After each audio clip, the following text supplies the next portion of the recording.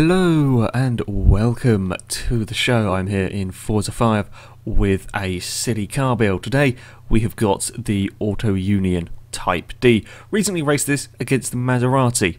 Very scary around the Nürburgring, this car was. So yeah, I'm going to add some more power, but hopefully make it a little bit controllable with all that power. But first I'm actually going to find out how fast this car will go standard. Now the game reckons it'll do 230 miles an hour, which is an awful lot for a B-class car. In fact, a very low B-class car. If we go here, we go to the benchmark, there we go, 230 miles an hour. There we go, I can speak, it's early in the morning, so don't mind me. That's very, very quick. So I'm going to test it out and see if it really can do that sort of speed. Now, it wouldn't surprise me. Where's Le Mans gone? I know what I'm doing. The Streamliner cars at the time could go a hell of a lot faster. I think there's one in Gran Turismo 6. Goes very, very quickly in a straight line. So yeah, I believe that this could do that kind of speed. But will it run out of road? This is the longest straight that I have to test the car on. Hopefully it can get to that speed. But I don't really know. Also, it'd be a little bit scary getting there on this track. The Auto Union is not the easiest car in the world to drive. It is not got a huge amount of grip, and there are some high-speed corners to get to the straight. I'm also going to try not and roll the car. Not roll the car, spin the car. That's the one. If I could roll the car, I'd be very happy. Spin the car as we come onto the straight. Yeah, I'm going to have to adjust how I take that corner on this game. I don't know what it is with the cars here. Right. First corner. We don't have the grip. Oh god, this is with the normal car. I shudder to think what this is going to be like when I put more power in. And there are less upgrade options for this car. There are less. I can't swap the engine out, I can't swap the drivetrain around. So no, you can't have a four-wheel drive Auto Union. I would love to put one of the big AMG engines or one of the big Audi RS engines in it. Something like that would be huge fun, but it doesn't let you, which is a shame. You have to have the standard engine. The standard engine does sound fantastic. Right, let's not do anything silly here. Okay, get around this corner. Okay, we are going to run wide. God damn it, I'm not speaking so well this morning.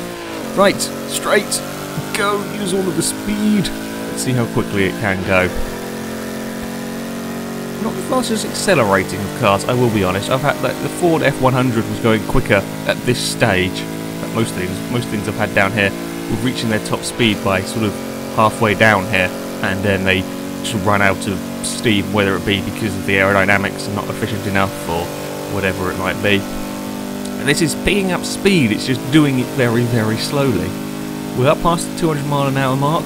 We're going to get up to 210. Do we get any more? Yeah, it's still gradually climbing, which would lead me to believe that it probably could do the 230 miles an hour. That's up to 220.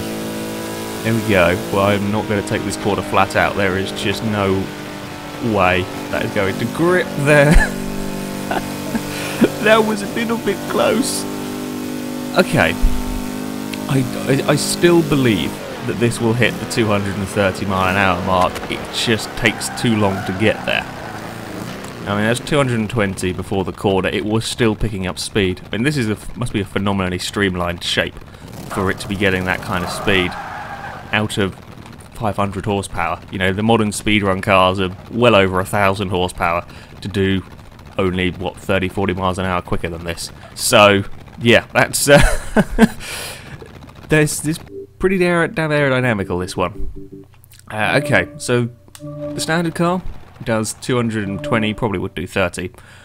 Now we're going to go and put some upgrades on the damn thing.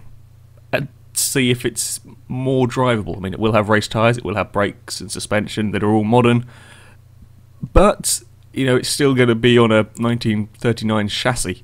So we will see how this goes. I'm imagining it might be a little bit tricky to drive, as if it wasn't tricky enough to start with. Don't know how much power we're going to get out of this. Probably not as much as I would like to be playing around with. Yeah, we're not going to have a huge amount more power. There just isn't really the options for parts. We're going to have, what, 5? Ooh, go on then. We're going to have, yeah, we might not even get up to 6. We're not going to get up to 600. A little bit disappointing on the power front, I'll be honest. Not a huge change in that. It reckons it'll go up to 242 effectively. This might be the first time that I make a car better on silly car build. There's not a huge not a huge amount of upgrade options. We'll put it on the brakes. Hopefully that 1% better efficiency, I think that was. Yeah, just what I could do with like 50% better efficiency, considering how terrible that thing was to start with. On the brakes, we can have a clutch. We can have a clutch, a drive line. Yeah, not a huge amount of choices. So with the race tyres on, I can't do the suspension. I've just realised. Okay, so we've still got the. You know, with the race tyres on, this could be the first car that is genuinely better than when I started with it. It's possible, but I'm not holding out a huge amount of hope. The tyres, I would like to have much bigger tyres. I would like to have humongous tyres. I mean, it's better. I'll give it that, it is better, but I would like bigger tyres. We are still in A class. We can't get it out of A class. It's slightly disappointing. Yeah, I was hoping for more power from it really. I was hoping for sort of 600-700 horsepower. But I will give it a go nonetheless. So what are the statistics on the car now? Reckons 3.4 to 60. God, that acceleration to 100, that's pretty damn fast for what's essentially an A-class car. Not even full A-class car. That's speed-wise pretty damn quick. But if all of this is keeping it in A-class, I don't look forward to trying to drive it around a track. Okay, to the test drive. Now, in this series, I've raced the cars around the Road America West Alternate Circuit and compare. I'm making up all the words this morning. Compare their lap times to a time set by a completely standard Koenigsegg Agera. Now, the Agera is towards the top of S-Class, and most of the silly car vehicles end up around that sort of PI, hence why I chose the car. This is quite a long way off the Agera, so I don't think this will beat the 126.4 that the Agera set. I'm going to be interested to see if it can be driven, if this car is vaguely drivable or not. that is the more important question in this, really. Right, let's get going. And let's see how all of these upgrades have affected the Auto Union. First off, a lot of understeer. Just turn in all of the understeer. Ooh, we haven't quite got the rear end grip that I would have liked. There is no options to add any aero parts on this car. Can't have a wing. I don't know how you would fit a wing on, but it would be funny to see the game try and fit a wing on. There's no wing, so we've got absolutely no aerodynamical assistance. And brakes are still atrocious. We're already doing 160 and only just about got it stopped. That's yeah, brakes are not that good. Ew, come on, get turned. Understeer is still there. Then the sudden oversteer if you try and put the power down. But you know, it's actually fairly.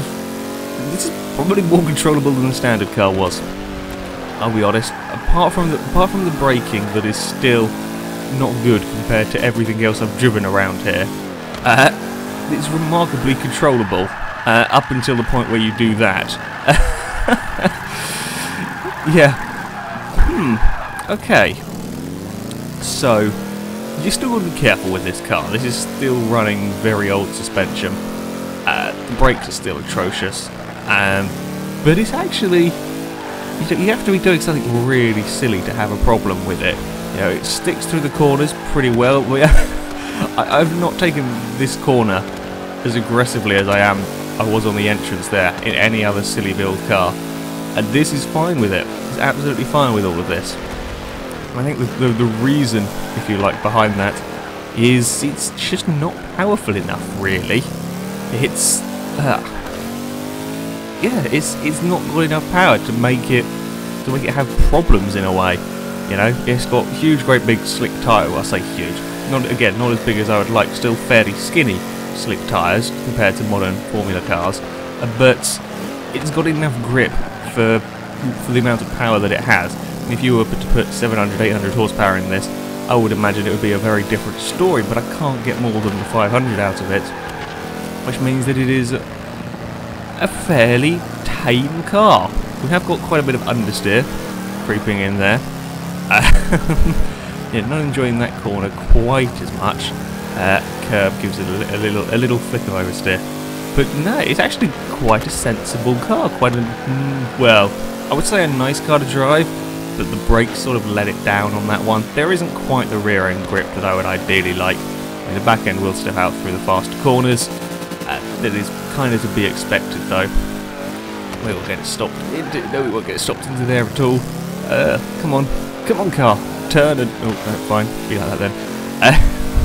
You see, I'll go, look at this, I'm absolutely flat out on the way into that corner. I know I can't hold it around that corner like that. It won't, not many cars have the grip to drive like that. But woo, okay, we're a little bit tiny bit out of shape on that. Yeah, this has got an awful lot of grip. This has got stacks of grip that I wasn't expecting it to have. I think I just did a 34, which is as quick as the last car I had around here. What did I build last? I've forgotten. Oh, the Ford. The NASCAR engine Ford thing. Yeah, this is as quick around here as that did. And this is a lot lower PI. Well, 30 or 40 lower PI. It certainly doesn't have the top speed. It just doesn't accelerate quick enough to get to that top speed around here. It's only 160 by the braking zone. It's 20 mile an hour slower than the Agera. 40 mile an hour slower than some of the fastest cars we've had here. So yeah, not quite got that. It's not quite got that sort of mid-speed acceleration. 0 to 100 is very quick, but whoa! Nope, I was being too silly. I was being too silly with the power. I need a Chevrolet board, and we'll eat another one. You can still get it into trouble, without a doubt. You can still get it into trouble around here, but it's remarkably easy to drive considering what it is. But it's just not powerful enough. I would love to be able to put more power in this. I would love to have more options to make this car insane, but it just isn't quite overpowered enough to really make it absolutely balmy. I mean, I'm really chucking this around now. So yeah, I am getting it sideways a little bit. But it's not like, this is of all the city cars they have built, this is by far the most forgiving. You know, I'm flat out halfway around that final corner. You can't be like that with all the other cars I've driven, all the other cars I've built. You just can't drive it like that. But this one here you can. I mean, first gear flat out, really early on that corner. We got a tiny little bit of wheel spin, but then it's fine with it. And then we'll be flat out all the way down here. We're not really going fast enough through here to have a problem on the old suspension front. There we have to jump on the brakes pretty early, and it's fairly scary getting that stopped. And that's from 20 miles an hour slower than most vehicles. Yeah, braking is fairly poor. We can be around here okay. Yeah, I can just chuck it around and it grips the road. Chuck it into here. Got to be a little bit slow through that corner there. It doesn't like that one. Perhaps it's the sort of the off-camber nature of the track. Either way, it gets understeer and oversteer all at the same time. Again, I'm being super aggressive on the power around this track, and it's dealing with it all just about. Anyway, even again there, first gear, I'm booting it straight. As soon as we get the car turned, it's flat out. We got a little bit of a wiggle going on, but this is actually a lot better than I expected from it. I mean, I know it's got race tyres, but I didn't think that it would quite be this easy to drive, considering we've still got everything else is old. Final corner. Sure, we'll just chuck it in sideways. It's absolutely fine. Again, I'm about halfway around the corner, and it's fine. Across the line for the Auto Union, a 130.2. That's pretty good going. That is pretty good going for an A-class car. I think what else? I think other cars have done around the 130 mark. I mean, much higher PI. Yeah, this is a pretty good car. Surprisingly, it is. Yeah, can't believe we're going to say that. This was pretty drivable. In fact, it was very drivable. I could chuck it around and do stupid things with it, and it really didn't mind that much. Okay, fair enough. We will do a celebratory donut. Is still, of course, possible. I love the exhaust on this car. The way they fire the flames upwards. Very, very cool. That just leaves us with one more thing to do. Can we get it to go faster on the speed run? I would presume so. We've proved that Road America has not got the acceleration of some of the other cars. That mid-range acceleration just isn't there on it. However, it should get to a very high top speed, considering the standard one did 220 down the Le Mans straight. In this, perhaps it could reach its 240 top speed. It's got more power. I don't think it will. I think we would need a longer straight to really properly test the car. But we might as well give it a go. Take your bets, audience, on how fast we will get this before it runs out of straight. I'm thinking about 230. I'm going to go 230, 232, I think, before it comes to the corner. I'm not going to be able to take the corner at 230 miles an hour. There is... I will try it for the sake of... For videoing purposes, I will try and take the corner flat out. But I am pretty sure this car will give up. It just doesn't have any downforce on it, so to speak. While yes, it has now got grippier tyres, I just don't think it will have the grip to carry that sort of speed through the corner. I mean, other cars have struggled with, or other cars that are much more suitable for this kind of thing struggle sometimes carrying that kind of speed around there. So yeah, I'm not sure that this will. See, again, through these fast corners, this is pretty good. This is not so silly. Well, okay, maybe a little bit silly, but not quite as silly as some that I've driven. Right, here we go. Coming on to the straight. Let's just be careful around here. Careful, careful, careful, careful. We've got understeer, but it's fine. This deals with the bumps remarkably well. Well done, car. You are very good over there. Okay. Let's see how we do. Yeah, we're already going a hell of a lot quicker. Picked up a lot more speed. We were like about 140 or something before. We're now at 180-ish at this point on the track. Come on, Auto Union. 230, and then you can prove me right, and then you can stop accelerating. Okay. Right. Can I pass the first? What do you call it? Chicane kind of thing. We're up to 220 miles an hour already, but we are slowing down on the acceleration front. We haven't quite got the acceleration anymore. Up to, come on, get 230. 230, 31, 32. Look at me! Look at me being right! I was actually right.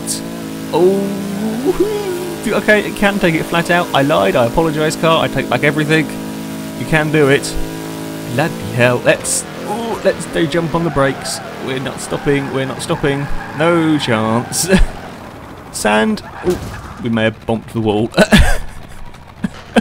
Can't believe I got the speed right. 232 miles an hour. It did look like it was struggling to get much more. I think the road might have just started going uphill slightly as well. Couldn't get it stopped. I mean, I braked, I wouldn't say massively early. I should have been aware of this car's braking characteristics.